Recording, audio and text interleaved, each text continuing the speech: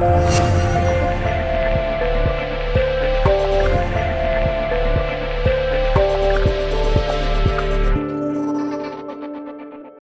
right, welcome to the Rise and Above podcast. Today I have Brandon Navin with me. He is the executive director of the Artist Umbrella, and what the Artist Umbrella is, and I'll have him explain a little bit more, but to my understanding, it's a bunch of artists who have a place to go and perform, like local poetry artists and musicians, and so on and so forth. So I guess with that being said, how are you doing today, Brandon? I'm good. How are you, David? I'm doing good. Good, man. This is actually my second podcast for today. Really? Yeah. Wow. Yeah, I did an hour and a half one earlier over Zoom. So. Oh, cool. Who was that with? It was with a TikToker who is a social worker, and I don't know how I came across her. She was telling the story of human trafficking a while back, and she worked in that field for a little bit, and she ended up quitting because human traffickers were. She worked at a safe house for human trafficked women, and human traffickers came to the house and surrounded the house, and they were trying to take one of their women back, and the police didn't show up in time, and it scared the crap out of her, so she ended up quitting. Wow. So she ended up telling the story on TikTok, and I came across it, and I was like, that's kind of interesting. Maybe I should interview her and bring some more awareness around it. And she was also in foster care and whatnot, so it was kind of interesting. Nice. But, yeah. Yeah. I can see how that could be an emotional podcast. So to speak. Yeah, it wasn't bad though. I mean, she was real put together. She is a social worker, so Gotcha. she works in that community, and she was able to elaborate on it pretty well. So cool. Yeah. So I'm Brandon. I'm the executive director of the Artist Umbrella. So. Do you mind pulling that a little closer? Yeah, no problem. Sorry. Yeah, sure. How's that? That's great. Good. So, thanks for having me on the podcast. Yeah, absolutely. It's a pleasure to meet you. You as well. I've heard some good things about you. Nice. From Mike Marriott, and he talks about you all the time. Every time he comes here. So. That's cool. Yeah, Mike has been. He's been instrumental in helping us, and so love Mike. So, do you mind explaining what the Artist Umbrella is? Because I guess I've kind of known about it for a while, but I don't really know everything that you guys do and what it is exactly. Yeah, so the Artist Umbrella is something that continues to evolve and change as time passes, and we do our best to guide it, as well as just follow the progression. It's an interesting thing. Currently, what the Artist Umbrella is we're an organization of creatives. We put on shows. We put them on at Urban Beat. We do pop-ups at Bruce Pets. It's been a little bit since we've done that. We do open mics at the Micah Gallery, Michigan Institute for Contemporary Arts. We just did our debut show at the Ellison Space in Rio Town. We were at the Loft for a year, but I mean, really what it is, we put on shows and we try to highlight local talent, and we try to put as many different varieties of art forms in one space in one evening as possible. So we have a lot of poets, we have a lot of musicians, we also have hula hoopers, like Nat Spins. Yep, and interviewed her crew. We have comedians, we have storytellers, we do some testimonials. One of the most interesting things that has happened is we realized that what we were providing wasn't simply entertainment, that we were offering a vibe and an energy that people in the area wanted. So we have people get up each month. One person each month gets up and they give a little testimonial as to how the Artist Umbrella has positively impacted their lives. We also do live painting. We do an art auction. We have little, we call them skits that happen. They're little like mystery things that just kind of happen sporadically over the course of the show. It's this ever evolving thing that I say that the Artist Umbrella kind of happened to me. It wasn't really my plan. I never sat down and said, okay, this is what I want to do. It happened by accident. How did it happen? Did you like see a need in the community? No. Honestly, I was in local bands for about 10 years. I was a front man in local bands for about 10 years. So I had good connections with the local bar scene. In October of 2018, I stopped doing the local band thing. I gave it up, but I still knew that I enjoyed writing. So I thought maybe I would do some poetry. So I reached out to Rena Risper, who runs the New Citizens Press. And she had an event coming up called Poetry in the City. So I reached out to her. I went out and I read poetry at that event. She put me into contact with some other people in the community that were putting on poetry events, Masaki Takahashi being one of them. I went out to his poetry event at the Poetry Room at the Robin Theater. And I was enjoying it, and I saw, okay, there's a cool community of people out here that are doing some cool stuff. And, so I was just doing that for, I don't know, maybe a couple of months. And then this national poet, his name is Neil Hilborn, he came to the Loft. So we found out he was coming to the Loft to perform. Very popular national, I don't know, maybe worldwide poet, but very popular poet. He was coming to the Loft. And I ended up calling Jerome White, who ran the Loft at the time. And I say at the time because the Loft is no longer a thing, right? And I said, hey, Jerome, if another poet comes in, is there any way that maybe I could open for him? Just give it a shot. And he said, well, we really don't know anything about this segment of the community. But if you want to come talk to me, we can talk and we can see what's going on. So I went down and I talked to him. And he said, well, hey, if you want, you can put on a show at the Loft.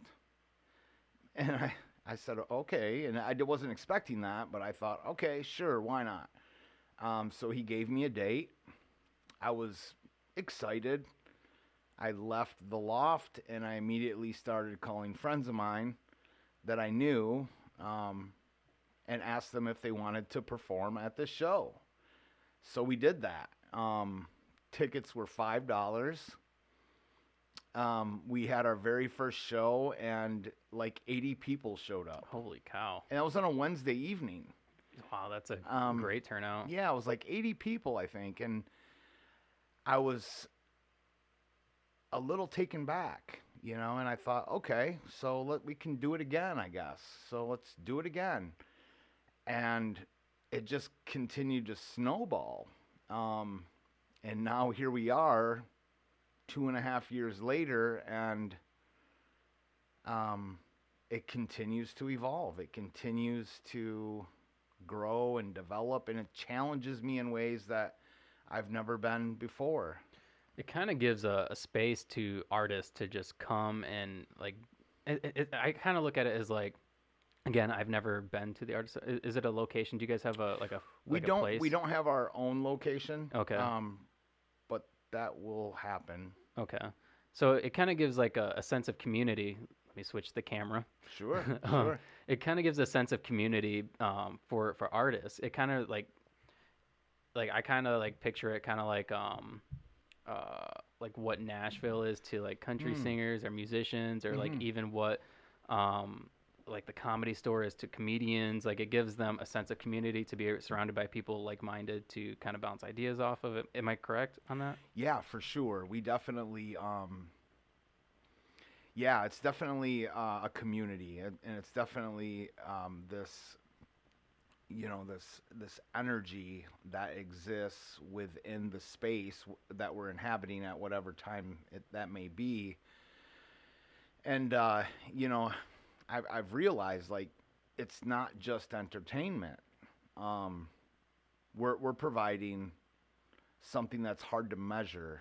Um, we preach that we want our stage to be a place where people can feel safe, where they can uh, share their art, where they can feel that as though they're going to be encouraged, welcomed, supported, and loved on. I mean, one of the things we do in our shows, we're not doing it currently because of the COVID situation, but we'll start our shows and then we typically will turn on the Rihanna "Under My Umbrella" song. Oh, cool.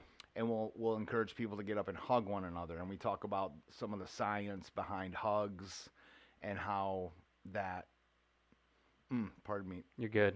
How hugs can change, the way you feel, and it releases, the feel-good chemicals and things of that nature. Oxytocin. Yeah. I think oxytocin and serotonin. Yeah, I think oxytocin actually is the chemical. Yeah. And it lowers cortisol levels. Yeah. Yeah. Yeah, and it kind of adds this vibe to where like you're not like, all right, I just touched that person.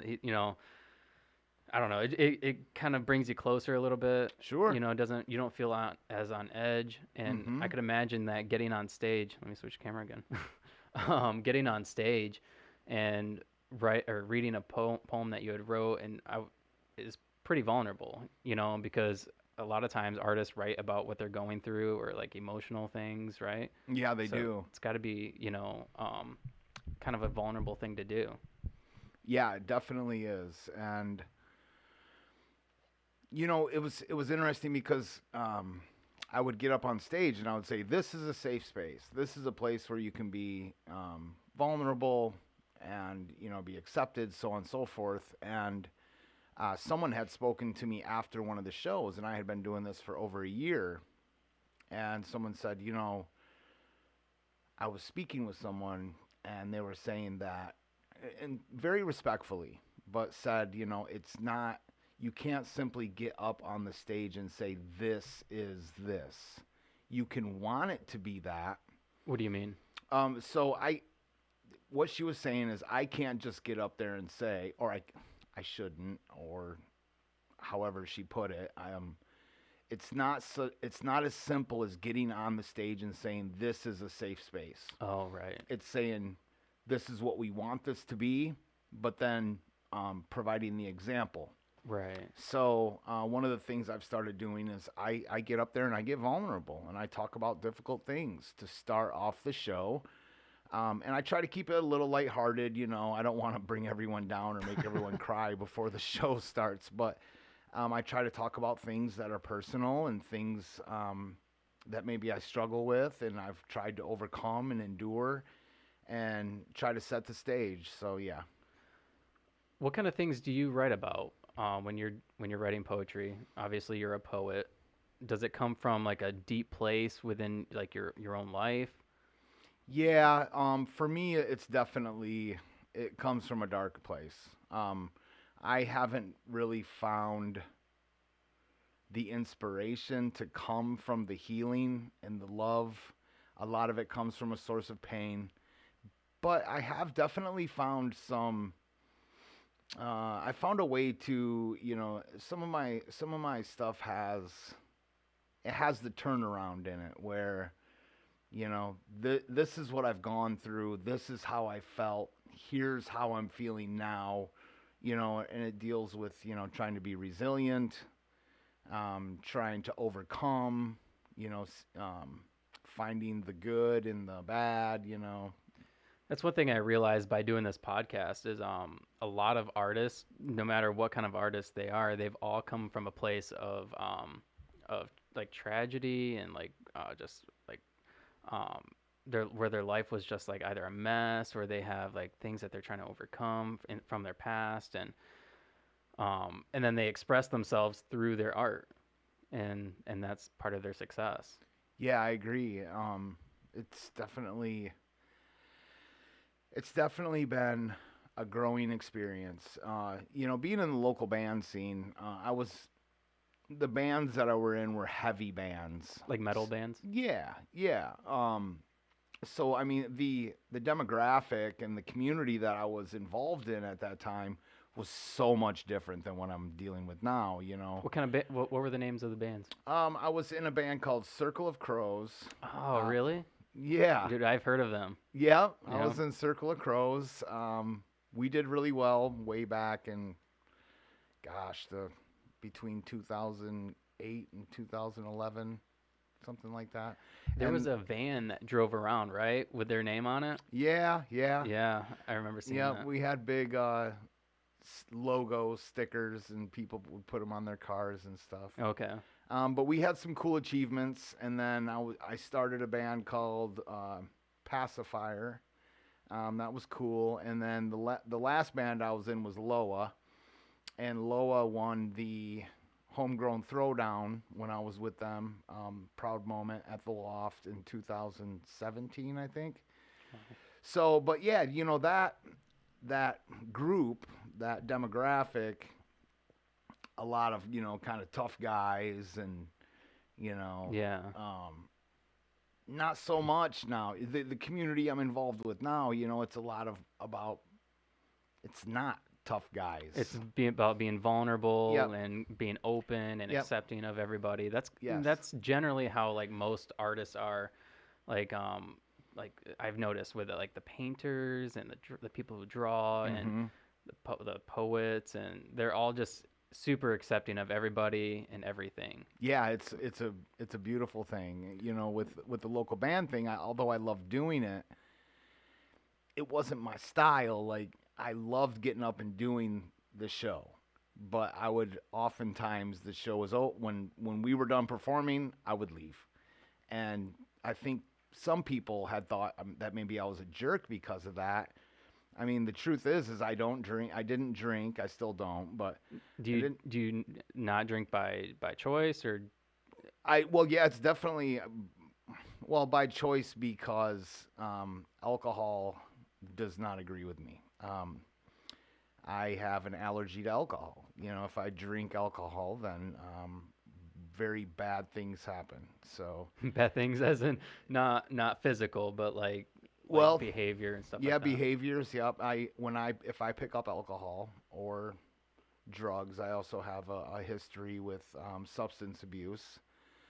I can't put it down. I can't stop, and it comes at the cost of everything in my life. Right. Any and everything I will give away so that I can continue using drugs and alcohol. Can we talk about that for a minute? Absolutely. What is that like? Because that's one thing I've always kind of been fascinated about. I've also interviewed people who have drug addictions and they're, recovering. I don't struggle with that at all. Like, I can drink to excess Mhm. and be fine and not want to do it again.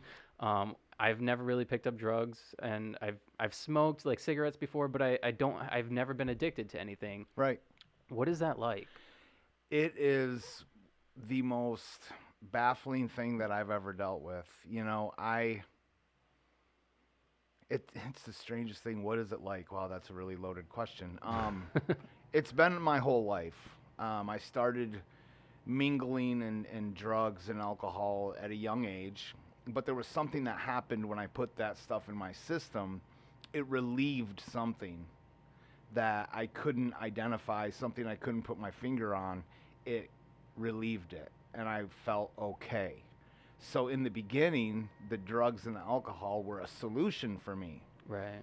They relieved some anxiety, some depression, things like that. But, somewhere along the line, the tables turned and it became the problem. But I mean, What kind of drugs are we talking about? everything. I haven't drank alcohol in 17 years. Wow, congrats. Congratulations. I'm going on 17 years. But my drugs of choice, obviously, I mean, I think it's pretty common, and most drug addicts who have taken the route that I have, it started with marijuana and a little bit of cocaine, in my teens, LSD. In my mid 20s, I started doing heroin. So I was an intravenous drug user for most of the 90s. And yeah, crack cocaine, heroin. So you think once you kind of just like dipped your toes in, you just kind of just spiraled out of control? Yeah, from there? I don't have that shut off valve. So Right. so it's interesting. Like I would ask you, like, wow, not having a problem with alcohol and drugs, what's that like? Because I just, you know what I mean. You talked about you can get hammered. You can probably get up the next day and be fine and not even give it a second thought, right? Minus the hangover. Right, but that goes away and you're Right, cool, right? yeah. So if I pick up anything that's mind-altering substance, as soon as it goes into my system, I feel as though I cannot live without it. And I'll sacrifice everything to continue using it. See, that's one thing that addicts get like I mean, it's kind of like a stereotype, right? Like once you're just an addict, you just can't stop using. Right. And a lot of people just kind of look at it as like a binary thing, like you're using drugs, you need to stop. Mm-hmm. But it's more difficult than that. It's way more difficult than that, yeah. I mean, like for me, I could just stop. Sure. I mean, I've never done anything like heroin or anything like that. But as far as drinking and smoking pot and even like cigarettes, I've never been addicted to those things. Mm-hmm. So I could just stop that. But again, that's why I'm like, what is that in people that makes them want to continue doing it? And I don't know the answer. I think that, I was genetically predisposed to this. My father and, on my father's side, there was a lot of substance abuse issues. So there's definitely a genetic component, I believe. And, as science progresses, it seems as though they're finding some answers. There are areas of the brain that are less or more active in an addict's mind than in a normal person's brain. So, yeah. Do you feel that you were more creative on drugs No. and alcohol? No, and actually, I never sang. I would write. I always wrote. But I was never in bands. I play guitar. I never played guitar. My creative days were in sobriety. Wow. Mm-hmm. That's awesome. Thanks. Yeah, congratulations on your sobriety, by the way. I appreciate it. I don't want to Thank like you. trigger anything by talking about No, this. it's all good, and Okay. I'm an open book. That stuff does not trigger Okay. me. The truth is, I have to. I work a program every single day. I have discipline, and I've got a habits and routines in place to make sure that I don't go down an unhealthy road. Do you work out? What is your Yeah, routine? I do a lot of stuff. So first thing I do is I wake up in the morning. Before I even open my eyes, I take deep breaths and I consciously smile, and I name at least 5 things that I am. I am powerful. I am strong. I am a father. I am a husband. And then I name 5 things that I'm grateful for. My family, my health, the artist's umbrella, those things. So I do all that before I open my eyes. I open my eyes. I pray for help for the day. And then over the course of the day, I work at home. So every time I get up from my desk, I do a set of push-ups. I do something with a dumbbell, and then I'll do like some jumping jacks or something. I make sure I do 10 sets, so 30 sets, because I do 3 things each time, but I do that 10 times a day. I send a gratitude list to my wife. I call somebody every day, friend, family, someone in recovery. I just added to it, do the dishes, clean the house, read something of spiritual nature.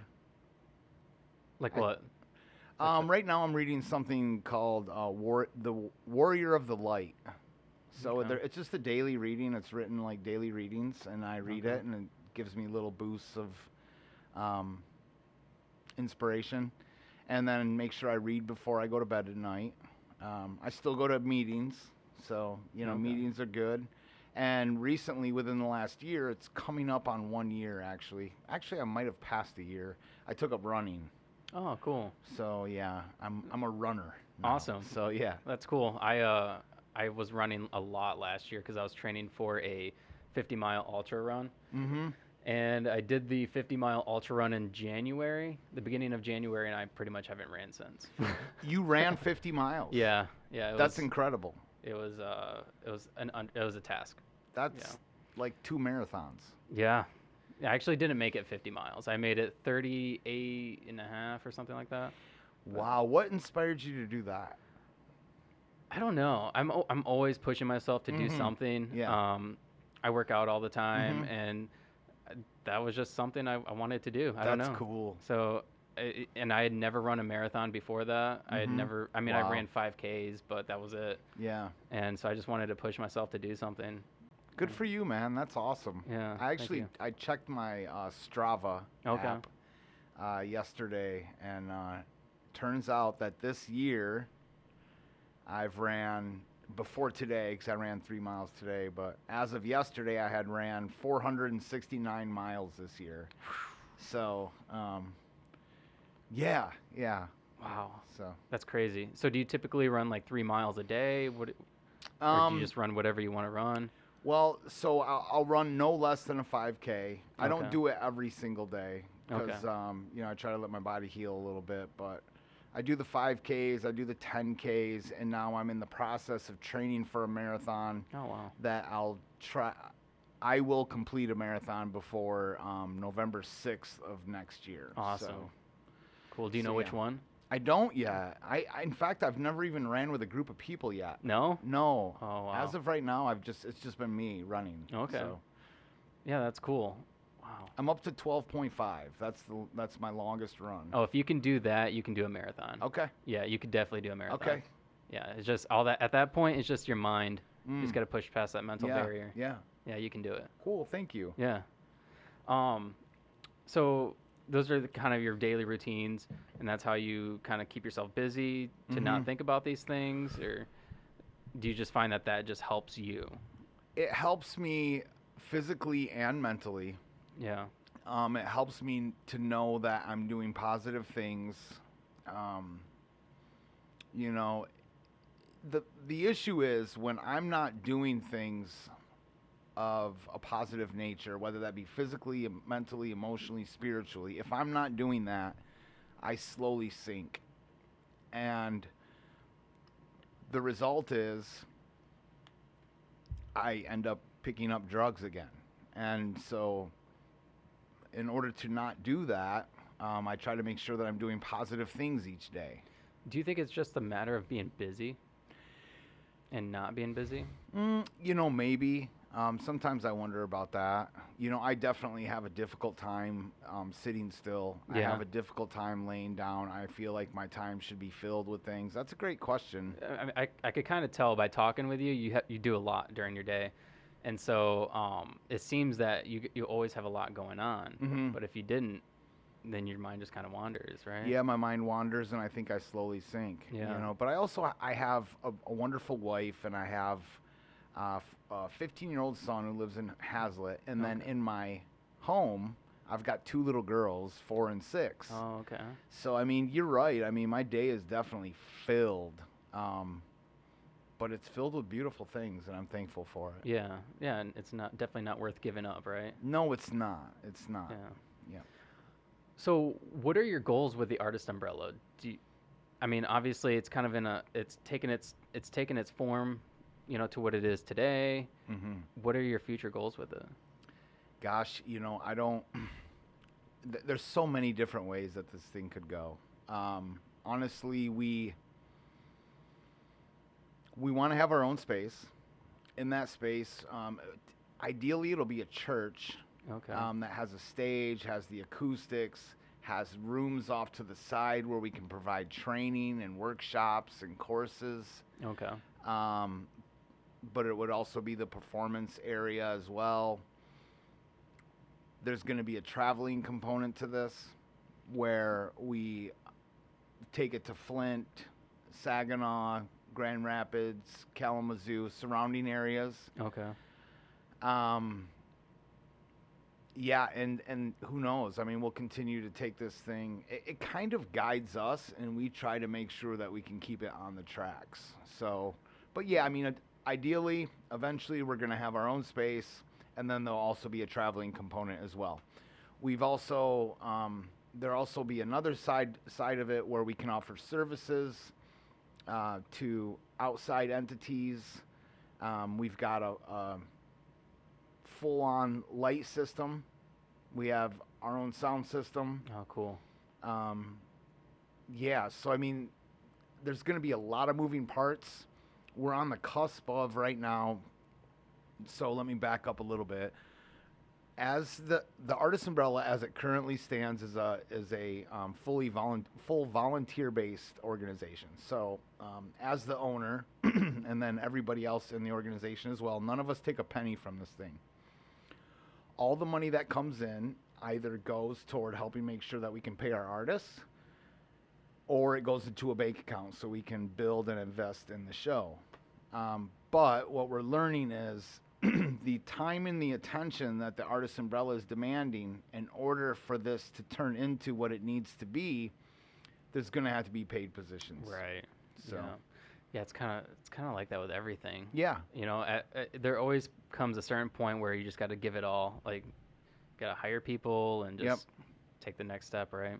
Yeah, and it's we never thought that it would be that, but it is. So, what's the difference between the Artist Umbrella and Opportunity Arts? Opportunity Arts is more of like the business side of things. They can help. They help. Like promote and stuff. Promote and professionally develop artists, offer different services, like if they want to build a website or apply for an LLC, things like that. Okay. The Artist Umbrella, we are more of we put on the shows. Okay, you give a platform to the artists. Mm-hmm. That's cool.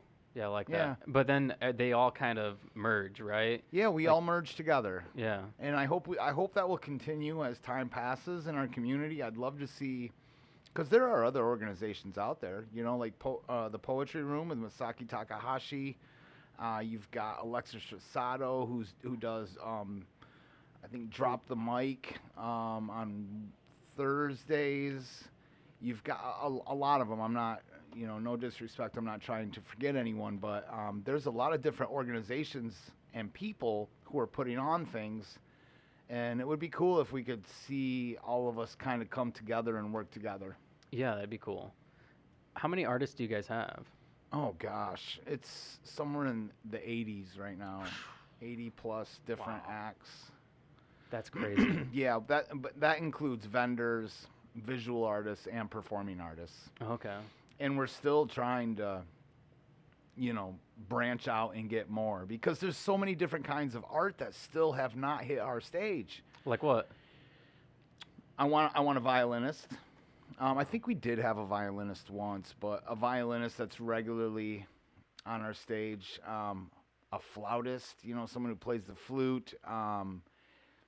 B-boys, break dancers. Oh, cool. Yeah, that's cool.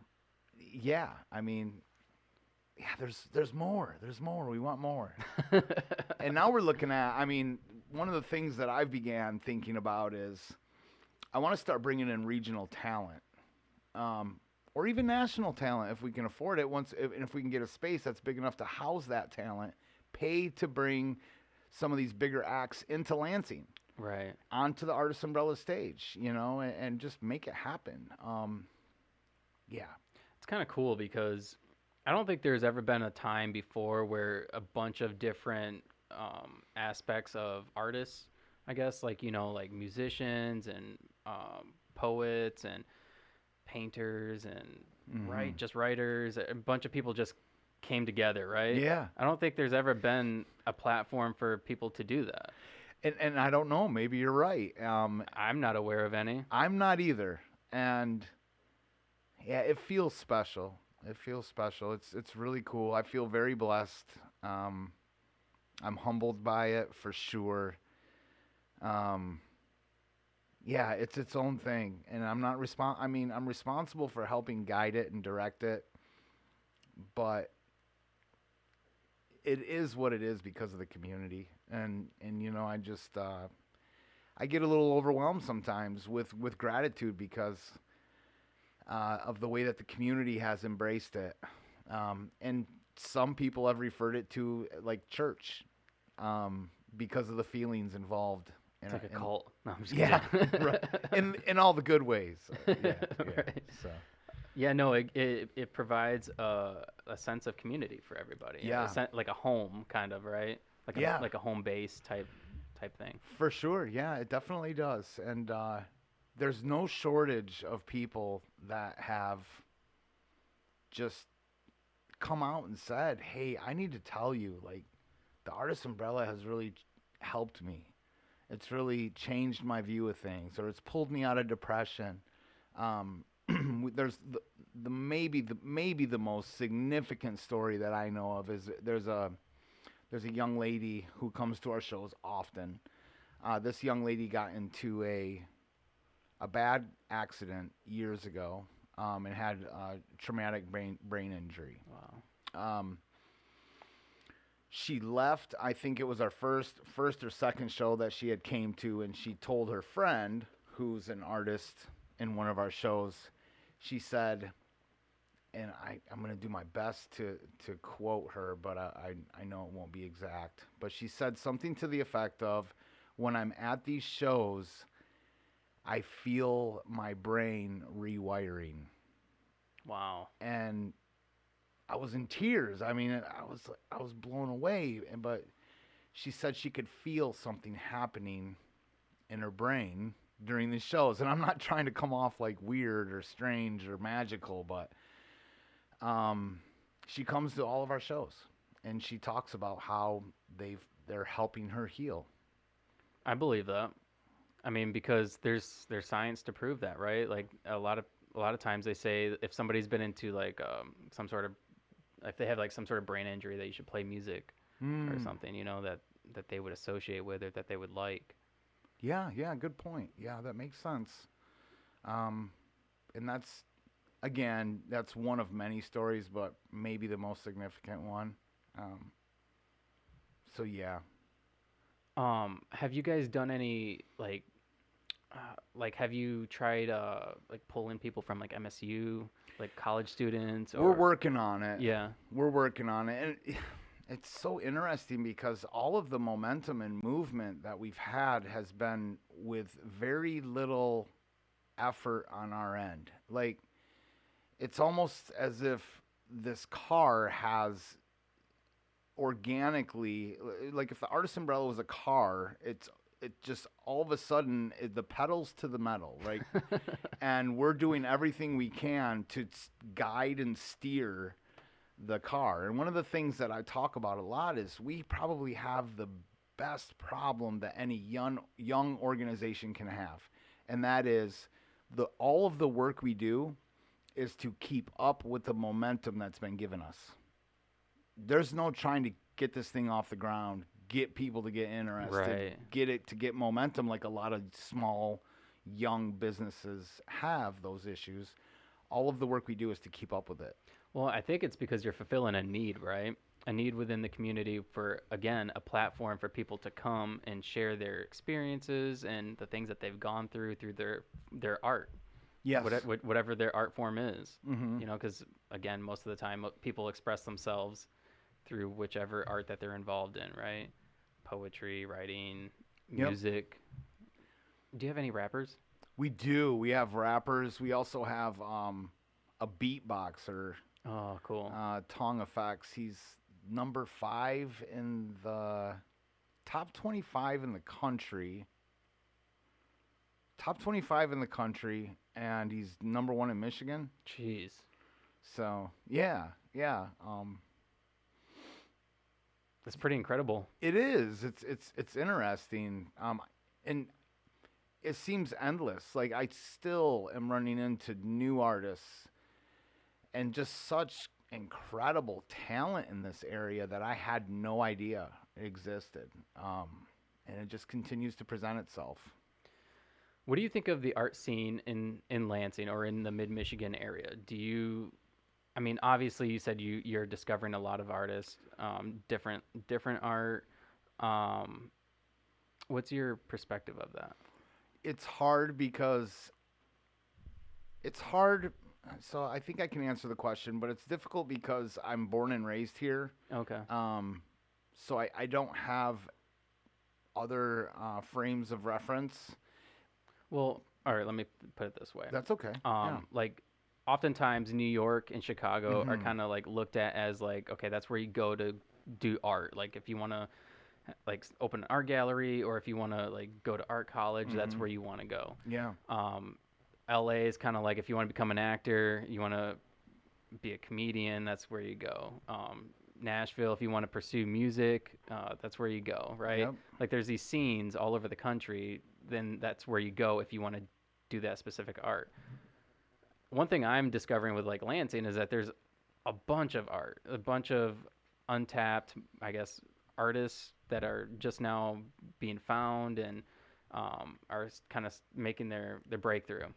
What's your perspective of that, and what do you how I'm trying to think of a way to word it, but like what do you think about Lansing in that aspect? Well, I think that we have a prime opportunity right now. Lansing is, traditionally a government city, right? That's where our capital is.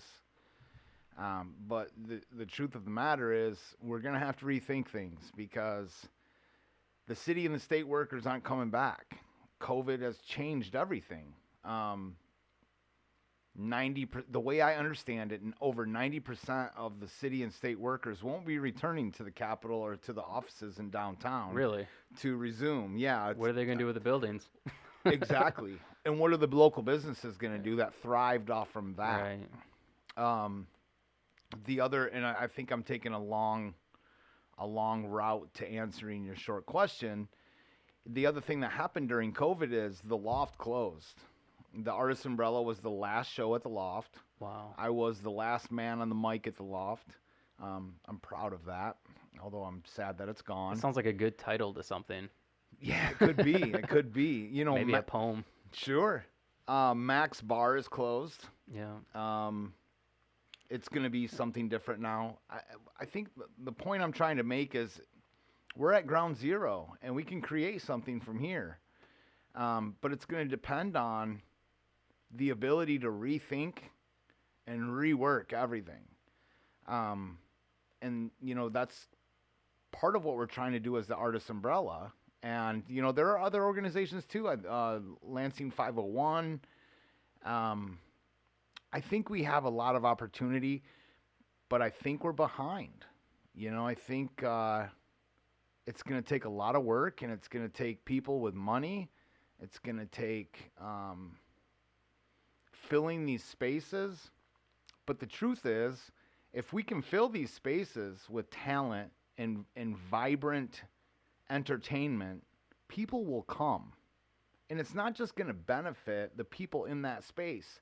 People will go to the local restaurant next door. Mm-hmm. People go to the bar after the show down the street. Yep. But we got to create the entertainment and create the vibe, and people will come to it. So That's one thing I definitely see people taking advantage of that. Like for instance, there's a comedy club that just opened up. I'm sure you know about Funny is Funny. yeah. And my wife and I went to a show last weekend or the weekend before, and it was sad because there was only a couple people there, and I'm like, man, these are funny comedians on the stage. Yep. And why isn't the community coming out to this? And it's disheartening because I know there are people that I know that will pay $100-$200 to go see their favorite rapper or artist Mm-hmm. in Detroit. I will. Right. but they won't pay $20 to see their local talent in their own home city. I'll also do that, though. You know what I'm saying? Yeah, exactly, and that's great. I'm all for it, but I mean, I feel like why do we have this community of people? There's a lot of people in our community that will spend a lot of money to see national acts, which is good. Which is good. I'm not saying don't do that, but also spend the little bit of money to come out to the local acts. Right. Well, I think it just needs to be done right. Right. There you go. It just needs to be done right. There needs to be a place for local acts to also come together with maybe some of these national acts. There you go. And then boom, all of a sudden you have your local talent getting recognized by some of this national talent as well. Yep. And then maybe they'll take them along with them. You said it right there. You said it right there. And that's one of the next steps for the Artist Umbrella is securing some of these national acts. You know, start with regional acts. Maybe that's, you know, Pop Evil, who's from Detroit, or, you know, I mean, you start with some regional acts, hit up national acts. It's really just a matter of money. Yeah. You know, and I think that we can do it. I know we can do it. And I know that with the right production, with the right stage, in the right place, we can continue to evolve this thing to where Lansing is an arts mecca. So, but you said it. So linking the two. How do you get there? There's a number of different ways. One of the things I'm learning is that there are many different corporations, businesses in the area who are invested and want to see Lansing thrive. So it starts with sponsorships, grants, things of that nature. Once you get sponsorships and grants. Now, real quick. Go ahead. Lansing was just granted like an arts arts grant. It wasn't an arts grant. No. I seen Mike Marriott post about it, but they recognized art being a part of like the community. Am I correct on that? Oh, the Arts Commission? The Arts Commission. Thank you. Yeah. I think Mike heads that up, actually. Oh, of course. Yeah. That makes sense. So what is the purpose of that? Do you think that will help? I hope so. I think that, just speaking completely open and honest, we need more people that are going to move and not just get in these meetings and talk. We need people that are going to get in there, create the plan, and then execute. We have to execute these plans, not just plan and then come up with some ideas and let them float away. Right. But create the plan and execute the plan. So and I love Mike Marriott for that, because he's a mover. Like, he's a shaker and a mover, and he wants to get things done. You can't hate on him for that. But we need more. We need more people like that are willing to get in the community, get dirty, and get this stuff moving. I think the problem is a lot of people look at art as like, oh, okay, that's cool. They're an artist, whatever. Right. You know, they're just a local artist. Like, they're nobody. And so they don't really want to invest their time and effort and money into somebody who may not make it or just fall off. Yeah, you said it. But I mean, the sad truth, the truth is everything is art. Right. And what were people doing during COVID? Yeah. Reading books. Yeah. Getting creative. Yep. If people weren't creating art during the pandemic, they were consuming art during the pandemic, and we consume art every single day. Yeah, music. Yep. Yeah. Music, and I mean, even television. I mean, that's art. Yeah. It's just I don't know. I think one of the things I've started thinking about just within the last couple weeks, maybe the last month, is the art has to have sincerity, or else it comes off corny. It comes off, corny. But if there's sincerity and emotion and belief behind it, it'll sell itself. And I think that's part of the reason the Artist Umbrella has done as well as we have, is we're not some corny variety show where we just get up and it's all giggles and laughs. No, this Right. stuff has depth and weight to it. Yeah, it has to be sincere, like you said. I Hmm. mean, nobody wants to listen to somebody just bullshit. You know, No, you're they right. they want to listen to somebody like talk about the hardships they've gone through and how they Hmm. overcame it, and then how they're thriving from it. Yep, Like I had I'm sure you know Sema. I She do. was on the podcast, and I unfortunately wasn't able to release her episode. She didn't want me to, but Gotcha. she read a poem at the end, and I'm like, holy cow, that is like moving. Yeah, What she read, I was like, holy cow, I can't believe that, and that's talent. it She's is. very talented. And then I had Mila on. Mila Lynn, Yeah, yeah. she was on. She read a poem too, and Mm-hmm. I'm like, dang, like there. She's part of the Artist Umbrella, am I correct? Or Uh, she?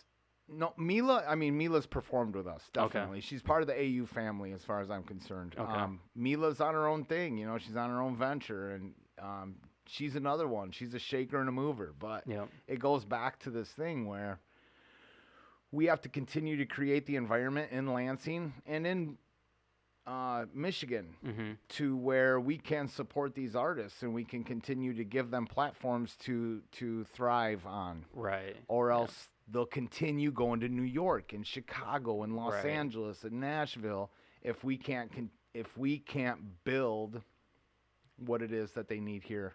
Yeah. Need to build an empire. Yeah, absolutely. You said it. Yeah. Wow.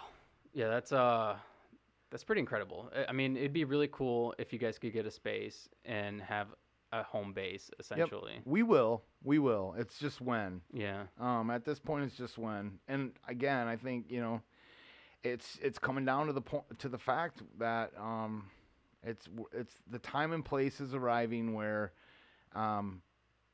one or two of us have to give this at least part-time paid attention in order to turn this thing into what it deserves to be. Because we're in a position now where the Artist Umbrella becomes a legacy. And if not, it's because we weren't willing to take the risk. Well, and then at what point are you selling your artist short? If you're not willing to take the next step into furthering whatever it's going to become, are you selling them short? Are you not providing more opportunities for them? Yeah, absolutely. And one of the things that I think about is when I'm on my dying bed, which is going to happen eventually, when I'm on my dying bed, I don't want to have to say I wish that I would have given it all that I had. I won't. It's just not going to happen. So, it's a scary thing, but I mean, I think that's what makes it great. That it's not easy, Mm-hmm. and it is a little scary. That's always good. It's always good, right? I mean, that's the part of the indicator. That's one of the indicators that it's special. Right. So, Is there any other place in the United States or anywhere that does something like this to you can almost like replicate it? I have to assume that there's other organizations that do similar things to what we do. We went to the Michigan Festivals and Events Convention. It was the 29th annual, about 3 weeks ago in Boyne. And the one thing I learned is what we're doing currently, it looks like, at least around here in Michigan, it looks like we're the only organization that's putting on a fully vetted, fully produced, monthly curated production.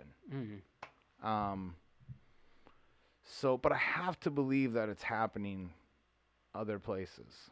What does a production look like for you guys? Oh gosh, there's so much that goes into it. We have my wife Chelsea is the director of social media, so we're constantly trying to figure out how do we make sure our event is reaching more people. What are the algorithms? We still have so many opportunities like Facebook, Instagram. We're trying to create content for TicTok, so that's part of the production, right? Is marketing and promoting our shows. We have Roxy Hayes Brown. So my wife's name, she's Chelsea Navin. She's the director of social media. Roxy Hayes Brown is the director of arts and production. Every month she books our shows, books the stage, and she does everything like it's like a science for her. So she wants to make sure she has the right acts in the right places to make sure that the energy is ebbing and flowing as it should over the course of the show. We've got Allison Spooner. She is in charge of our email, our creating a newsletter, updating our website.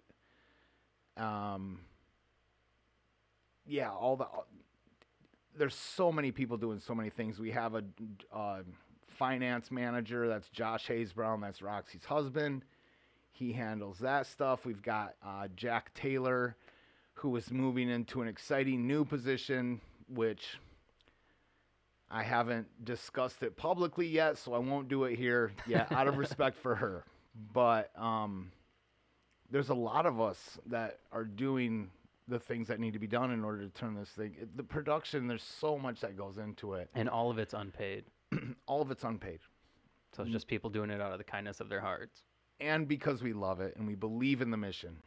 We believe in the mission. It's incredible that you can find that many people that are just like willing to do that for you, and not for you, but for everybody. For the community, yeah. It's humbling, know. And then as the executive director, I'm filling in blanks here and there. I probably so I work 40 hours a week at my paid job, but I probably put 20 plus hours a week into the Artist Umbrella. So it's a part-time job. It is. It is. And there are no hours, right? Yeah, so it's just whenever. yeah. So, it's cool. It's special. So what kind of acts when you're obviously you have somebody who plans the events and who's performing and whatnot.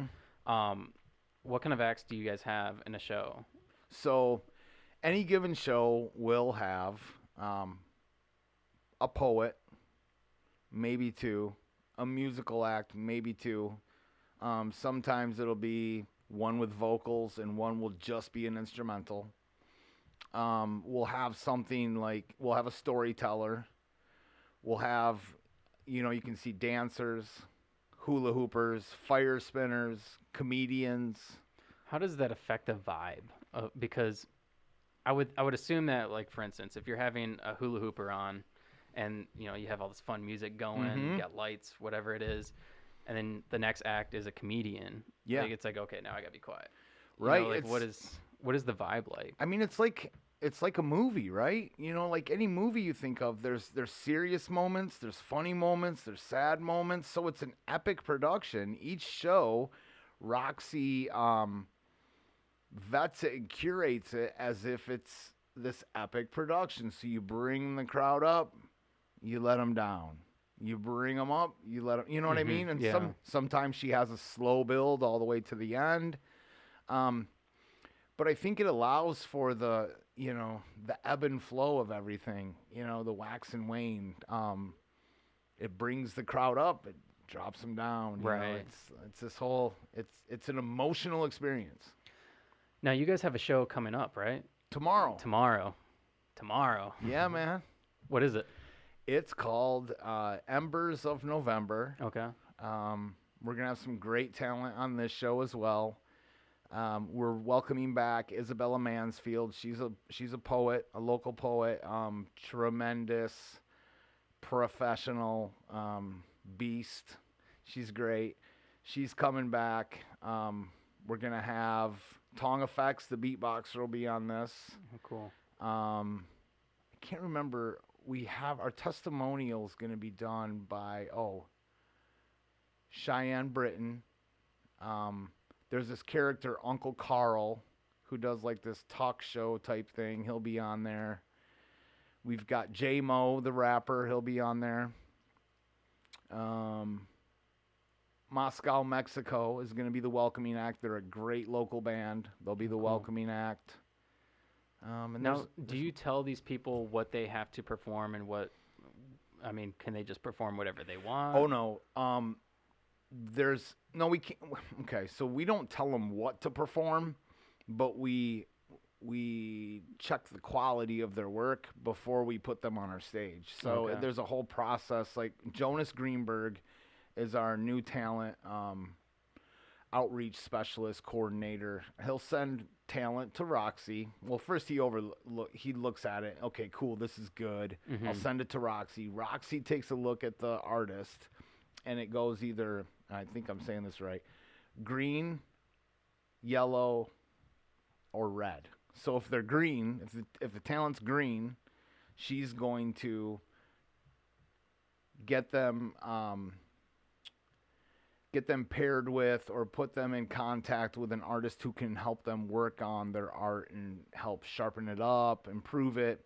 If they're yellow, then they can come to like a Artist Umbrella pop-up show and do some stuff. And if they're red, that means they're ready for the stage. That seems backwards.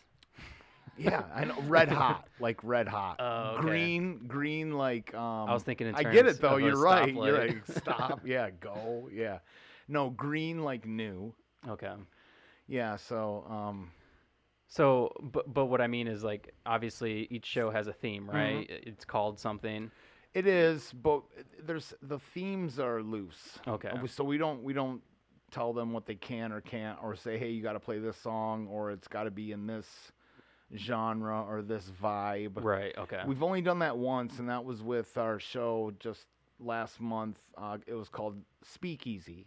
So, but what we did is we booked talent that would fill a speakeasy vibe. Okay. And we just put them on the stage and cool. let them do their thing. Okay. So, cool. And what time is that tomorrow? Doors open at 7. The show time is 8 p.m. It's at Urban Beat. Okay. In the Arts District of Old Town. There'll be food. There'll be alcohol. I've got a little surprise. We're going to be doing some giveaways. Cool. You can get some Artist Umbrella merch. Oh, cool. So, yeah. Awesome. Is there anything else you want to promote? You know, we're an hour in. Really? Yeah. That went fast. That went super fast. Went super fast, man. That's good. Were you nervous at all? No, I don't know if I was nervous. It's a little uncomfortable just because I'm not used to having headphones on and having something in my face. Yeah. But no, I wasn't nervous. Okay. And no, man, I appreciate you having me on, David. Yeah, absolutely. It's an honor and a privilege, and yeah, I mean, check out the Artist Umbrella. We're doing special things. We're here to stay, and we have staying power. Now, you guys are on social media. You're on Facebook, Instagram. We have a website. We're on TikTok. We're creating YouTube content now. So yeah. Cool. Well, I appreciate everything you're doing. I think it's really cool to have a place in our city and our community. I mean, because it's not just Lansing. You know, where I know that if I wanted to get into poetry or even wanted to go support it and watch it, I can. Or, you know, see local acts, musicians, comedians, everything. Yeah, man, it's definitely not just for the artists. It's for fans of the arts. Yeah. And it's also for anybody who just wants to get some good community feels and vibes. Absolutely. Yeah.